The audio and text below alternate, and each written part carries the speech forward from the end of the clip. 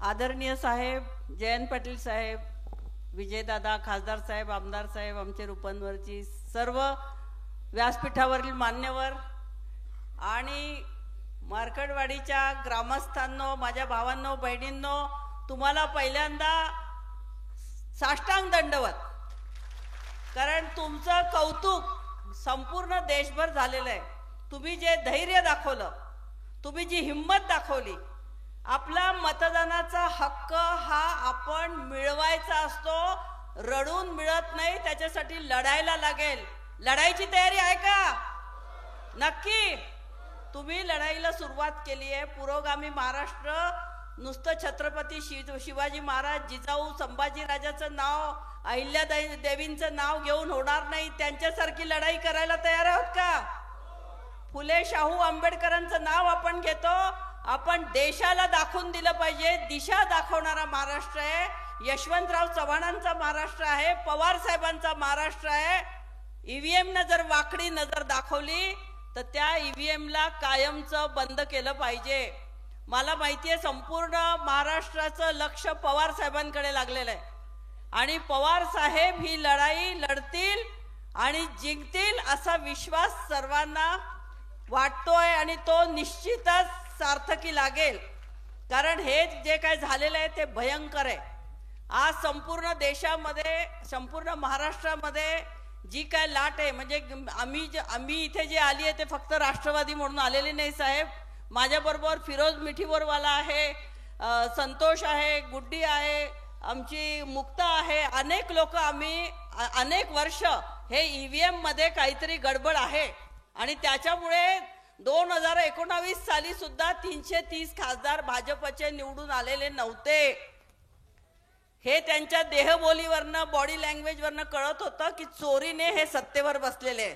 आता सुद्धा लोकसभेला सुद्धा त्यांना 79 म्हणजे 69 जागा कमी पडलेल्या असताना सुद्धा ईव्हीएम ने त्यांना सत्तेवर बसवलंय आणि चंद्रबाबू नायडू आणि नितीश कुमार यांच्या कृपेने ते सत्तेवरती बसलेले आहेत। आणि आता महाराष्ट्रात जो शपथविधी झाला तो सुद्धा ते ईव्हीएमचं सरकार आहे, खोटारडं सरकार आहे। आणि ह्या सरकारला त्याची जागा दाखवायची असेल तर संपूर्ण आज ठिणगी पडलेली आहे। मशाली पेटवायच्या असतील तर आपल्याला लढायला लागेल आणि नक्कीच मला वाटतं महाविकास आघाडी, उद्धवजी ठाकरे असतील, आमचे आदरणीय नेते पवार साहेब असतील आणि राहुल गांधी ज्यांनी भारत जोडो यात्रा केली, त्यांनी आता महाराष्ट्रामध्ये सुद्धा फिरण्याचं सांगितलेलं आहे की इथून मी सुरुवात करणार आहे। आणि निश्चितच देशभर आता याच्या पुढे कुठलीही निवडणूक हो, याच्या पुढे ईव्हीएमचं मतदान होणार नाही। म्हणून प्रतिज्ञा केली पाहिजे की आम्ही जर मतदान केलं तर ते फक्त बॅलेट पेपरवर करू। अमेरिकेला मध्ये सुद्धा बॅलेट पेपरवर निवडणुका होतात, बाकी कुठेही ईव्हीएम वर होत नाही। तर आमच्या गळी तुम्ही हे महागडं ईव्हीएम का मारलेलं आहे? मला एक म्हणायचंय, बॅलेट पेपर म्हणजे एक फक्त पेपर असतो, एक शिक्का मारायचा असतो आणि एक बॉक्स असतो, त्या बॉक्स मध्ये आपलं मत टाकायचं असतं। इतकं साधं मतदान असतं। हे ईव्हीएमचे 3-3 बॉक्सेस आणा, इलेक्ट्रॉनिक करा, एवढा खर्च करा, आमचा पैसा कशाला बर्बाद करताय? लोकांच्या मनात जर संशय आहे तर ते तंत्रज्ञान आम्हाला काहीही सिद्ध करायचं नाही।